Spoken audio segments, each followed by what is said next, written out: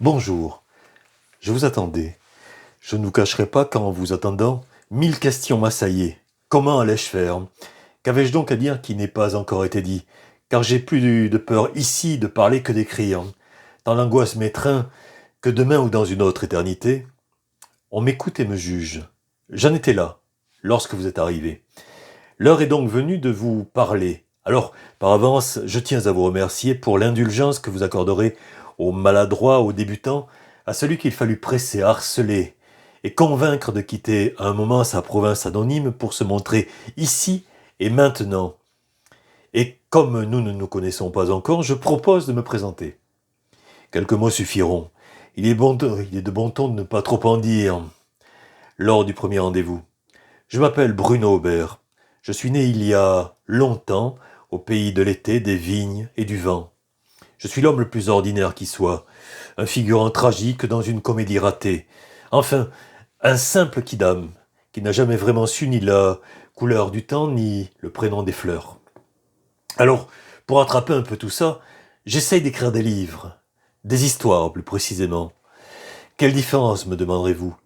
Peut-être celle du contenant et du contenu. Pour les histoires, je considère qu'elles sont de petites créatures chimériques. Il faut savoir les voir, il faut savoir les apprivoiser. Et comment les apprivoise-t-on? Je dirais avec des mots. Et une fois que ces choses faites, et c'est très important de le préciser, il faut admettre qu'à l'instant où vous en avez attrapé une, elle ne vous appartient pas. Le livre dans lequel vous allez la mettre est une cage sans barreaux ni murs. Mais aujourd'hui, le propos de cette vidéo est en la présentation d'un autre sujet que votre serviteur. Nous n'en dirons pas davantage. Sujet autrement plus considérable, je vais vous parler des éditions de l'Arbre Monde. J'en suis originellement le fondateur.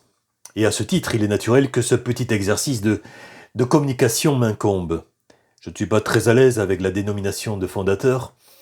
Elle me paraît bien pompeuse.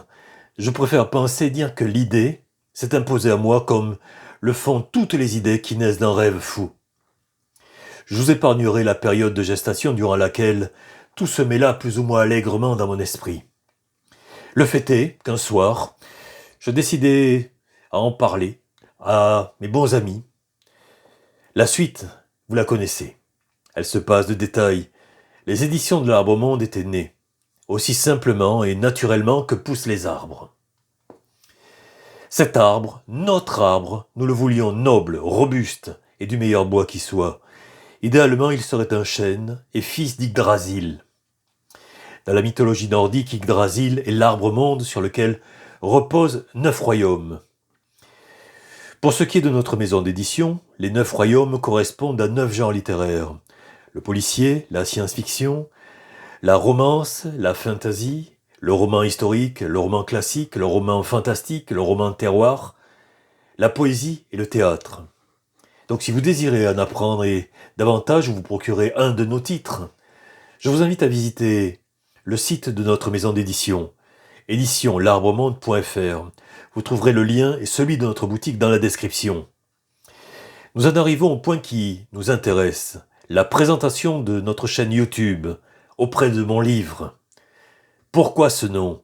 Eh bien, nous souhaitions faire un clin d'œil à la poésie et aux chansons et célébrer dans ce clin d'œil le mariage de toutes les idées libres, sans lesquelles aucune forme d'art ne peut être authentique. Auprès de mon livre, sans se prétendre en rien héritière du génie baudelairien, n'est rien moins qu'une invitation au voyage. C'est une fenêtre ouverte de ce côté du temps où notre petit arbre, plein de tendre et de beau, vous emmènera dans ces voyages au long cours au pays de la littérature. Ensemble, nous irons à la rencontre des mots, des histoires et de ceux qui les écrivent. Nous présenterons nos auteurs et leurs ouvrages. Nous aurons également le plaisir de nous retrouver au cours de débats à thème, durant lesquels vous aurez tout le loisir d'intervenir. Et au fil du temps, nous dévoilerons les projets culturels et littéraires qui nous tiennent à cœur.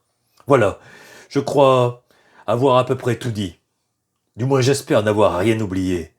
Dans le cas contraire, j'aurai plaisir et prétexte à revenir vers vous. Je vous remercie de m'avoir écouté. Je vous souhaite de belles heures de lecture. de silence, de rire et de vie, et je vous dis à très bientôt.